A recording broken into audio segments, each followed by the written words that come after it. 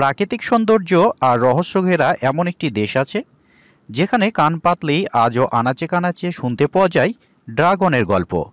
তবে দেশটির মেয়েরা যেমনই সুন্দরী তেমনই স্বাধীনচেতা।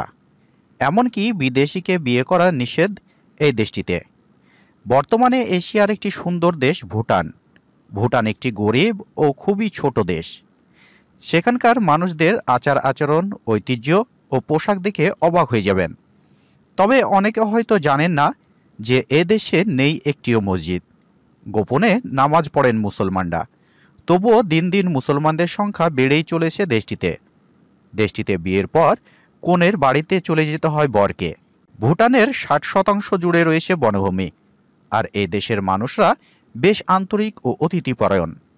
অদ্ভুত দেশের আজকের পর্বে জানবে ভুটান সম্পর্কে কিছু অবাক করা অজানা তথ্য। তো বিস্তারিত জানতে ভিডিওটি শেষ পর্যন্ত দেখতে থাকুন। হিমালয়ের কোলে ছোট্ট একটি দেশ ভুটান। দেশটিকে এশিয়ার সুইজারল্যান্ড নামে ডাকা হয়। ভুটানের উত্তরে চীন, তিব্বত অঞ্চল এবং দক্ষিণ পূর্ব ও পশ্চিমে ভারত। ভুটানের 60% জুড়ে রয়েছে বনভূমি। 80 দশকে ভুটানের 95% ছিল গ্রামীণ এলাকা। এখন তা কমে দাঁড়িয়েছে 60%। ভুটানের রাজধানী হল থিম্পু।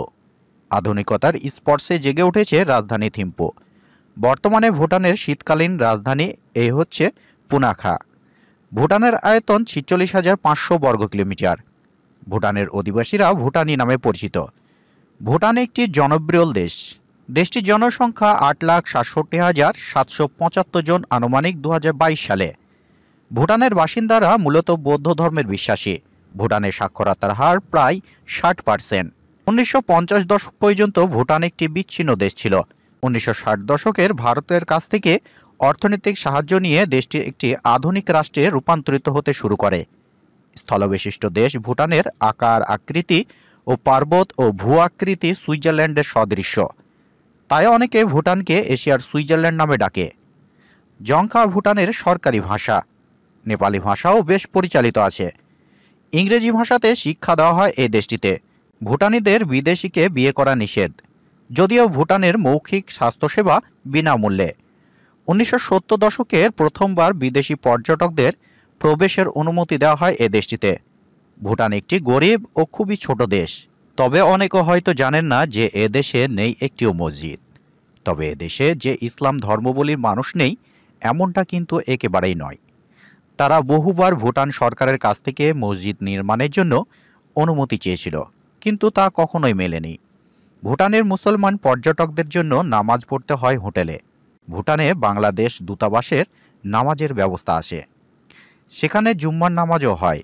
ভুটানের মুসলমানদের সংখ্যা প্রায় 8,000। আশা করা হচ্ছে যে 2030 সালের সংখ্যা দাঁড়াবে 9,000-এ। তবে ভুটানের মুসলমানদের সংখ্যা বৃদ্ধির ফলে এখানে মসজিদ নির্মাণের দাবিও জোরালো হচ্ছে। ভুটানের মেয়েরা যেমনই সুন্দরী তেমনই স্বাধীনতা চেতা। ছোট থেকে বৃদ্ধ সকলেই সবসময় পরেন জাতীয় পোশাক। তাদের সম্পদের উত্তরাধিকারী পুত্র নয়, জ্যেষ্ঠ কন্যা। বিয়ের পর কনের বাড়িতে চলে যায় বর। ভুটানে নারীদের ঘর কিংবা ব্যবসা বাণিজ্যিক পরিচালনা করতে দেখা যায়। তরুণ প্রজন্মের ছাত্রছাত্রী পড়াশোনা করতে অনেকে বিদেশে পাড়ি দিচ্ছে। 1999 সালে প্রথম দেশটিতে ইন্টারনেট ও টেলিভিশনের অনুমতি দেওয়া হয়। দেশটিতে গড় আয়ু পুরুষদের 66 বছর আর নারীদের 70 বছর। এদেশে ঘুরতে গেলে সেখানকার মানুষদের ঐতিহ্য, পোশাক দেখে আপনি অবাক হবেন। সেখানকার খাবার হচ্ছে খুবই সুস্বাদু। ভুটানের মানুষদের প্রধান পেশা হচ্ছে কৃষি। ক্রমে বৃদ্ধি ওঠা দেশটিতে 54% মানুষ কৃষি জীবিকার উপর নির্ভরশীল করে।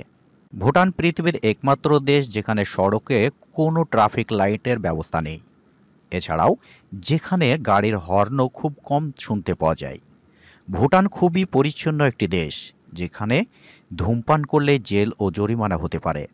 অর্থনৈতিকভাবে সমৃদ্ধ না হলেও তারা নিজ দেশকে পরিষ্কার পরিচ্ছন্নতা করে রাখে, যা অনেক উন্নত দেশেও দেখা যায় না।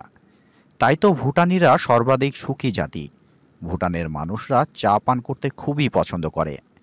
সেচু ভুটানিদের জাতীয় উৎসব। তিব্বতী চন্দ্রমাসের 10ম দিনে ভুটানিদের প্রতিটি জেলায় ঝাঁকঝমকপূর্ণ করে এই উৎসব পালিত হয়। সেচু ছাড়াও স্থানীয় আদিবাসীদের পরব তো আছেই। দেশে বড় কোনো শিল্প কারখানা নেই। আয়ের প্রধানত মূল উৎস হচ্ছে বিদ্যুৎ, ফল ও পর্যটন। হিমালয়ের কল্যাণে উঁচু পর্বতমালা, ঘন বনজঙ্গল, সবুজ ভ্যালি, ভুটানের প্রাকৃতিক রূপ বৈচিত্র্যময়। ভুটানের রাজা, যার উপাধি ড্রাগন রাজা। দক্ষিণ এশিয়ার সবচেয়ে কম জনসংখ্যার দেশ হিসাবে মালদ্বীপের পরে ভুটানের অবস্থান। এখানকার যে কোনো মাংসের পদ একেবারে খেলে ভুলতে পারবেন না। ভুটানের জাতীয় খাবার হচ্ছে এমা দাসি। ভারতের পাশে রয়েছে পাহাড় ঘেরা ছোট্ট সুন্দর দেশ ভুটান। প্রাকৃতিক সৌন্দর্যের সাক্ষী থাকতে পর্যটকরা ভিড় জমায়।